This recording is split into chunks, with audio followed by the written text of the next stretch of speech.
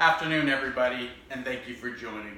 My name is Kyle Martirello, and I'm going to be addressing how to be an effective manager, and I'm speaking on behalf of Spokes of Hopes Worldwide.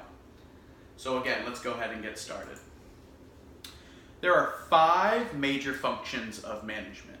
I'm going to go over each one individually and give you an example. So let's start with the first one. Planning. Planning is the first function of management.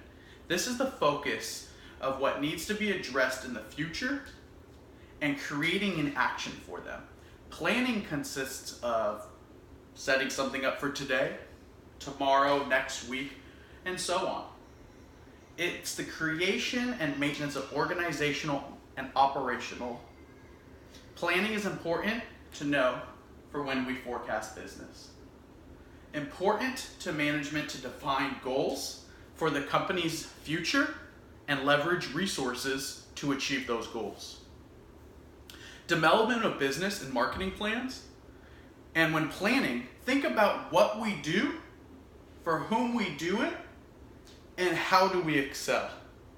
Think of also potentially making a SWOT analysis.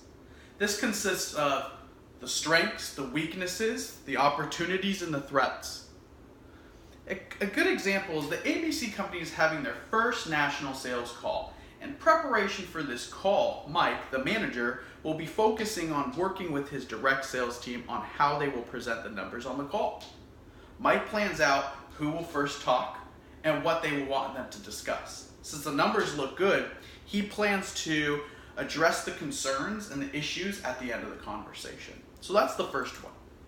The second one is organizing. Keeping a close pattern amongst work to achieve success when carrying out plans. This typically follows the planning stage. Organizing consists of assigning tasks, grouping tasks into departments, and the allocation of resources through organizations.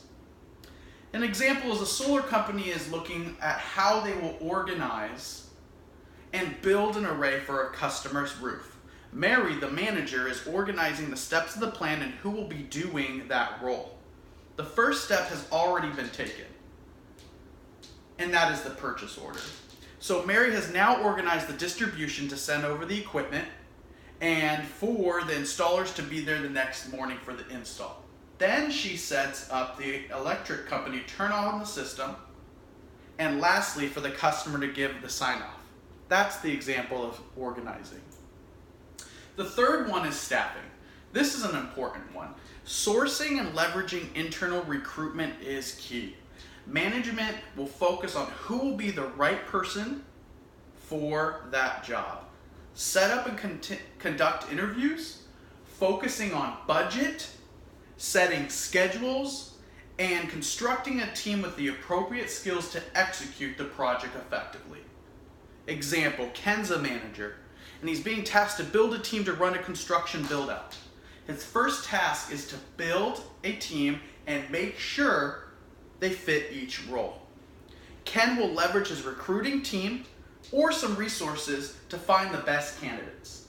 He will reach out to each of them and look up their backgrounds, interview them, and potentially offer them the role. The fourth one is leading.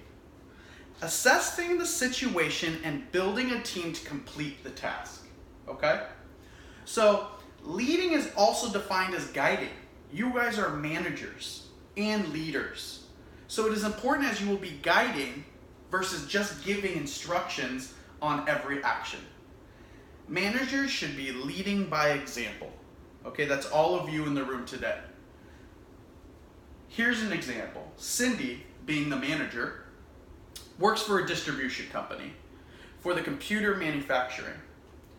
Since Cindy used to work the line, she decides to go down to the floor and help guide her employees on how to be efficient and how not to overwork themselves on this large coming up order. Cindy jumps right in and leads the team with a different strategy and how to complete the task quickly. The employees respect her as a manager because she gets in the grind She leads and guides them rather than just giving the instruction how to do it. That's being a leader. Now we come to controlling. Controlling. This is validating that the current numbers are matching what you're forecasting. Managers leverage auditors and they audit the numbers themselves. This is important when you're forecasting. 4 basic elements of controls are the characteristics or conditions of the control. This is the correlation that exists between it and how the system is performing. The sensor, which is measuring the characteristic of the condition. The comparator, the need for correcting or comparing what is in front of them or is planned. And lastly, the activator, corrective action taken to return the system to the expected output, because that's what we're looking for, right?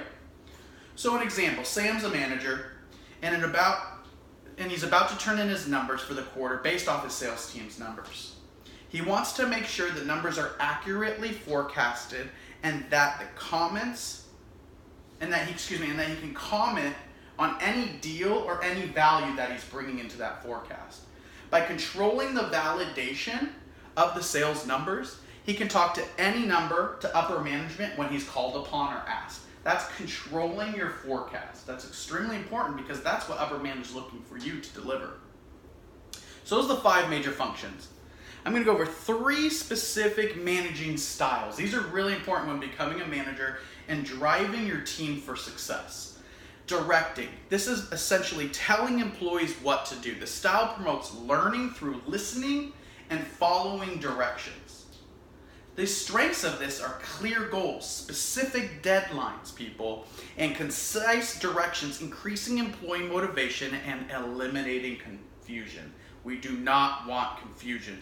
The weakness when you're utilizing the directing type of conversations with your subordinates, you don't want it to be wordy. You do not want to be sloppy written. You want to make sure it's concise and exactly what you're looking for. Example, Steve's a manager of a paper company and he's requesting that Thomas collect data for the PowerPoint presentation.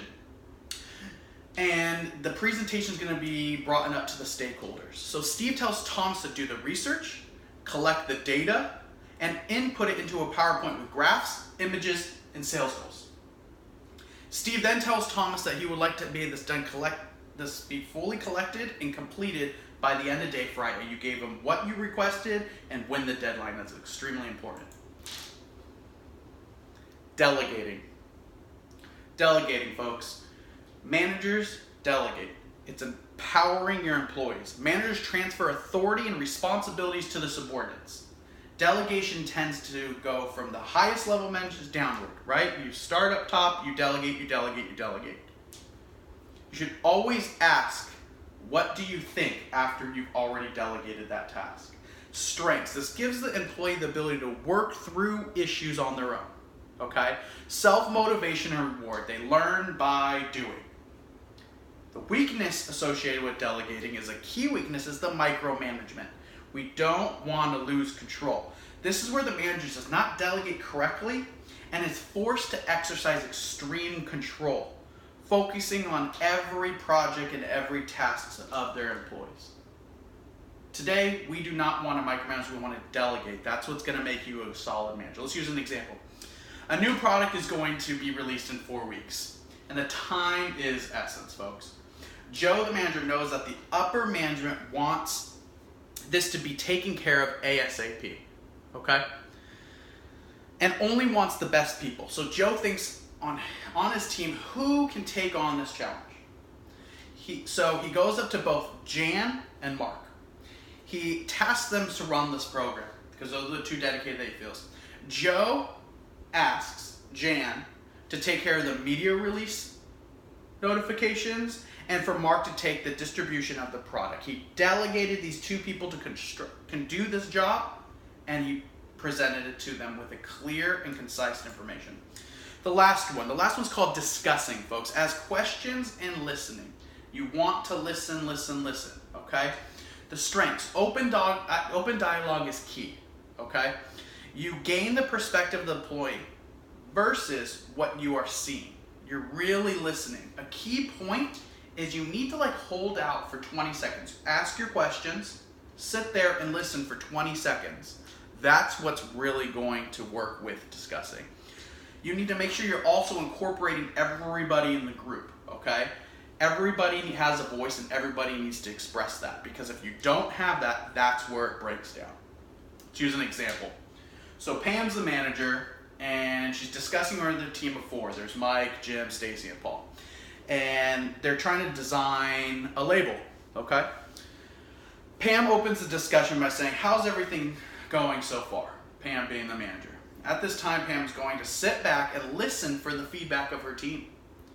As the discussion progresses, each of the group members voice in their opinion, while Pam sits back and listens and provides a bit of feedback. That's discussing. Absorbing the information and replying back to what they have. So after I've already now explained, are there any questions or any answers I could provide you? Okay? Nothing yet? No problem. Well, I want to thank you guys today for listening to me on the importance of becoming a manager. Again, if you have any other questions, don't hesitate to reach out, and I look forward to talking with you guys soon. Thank you.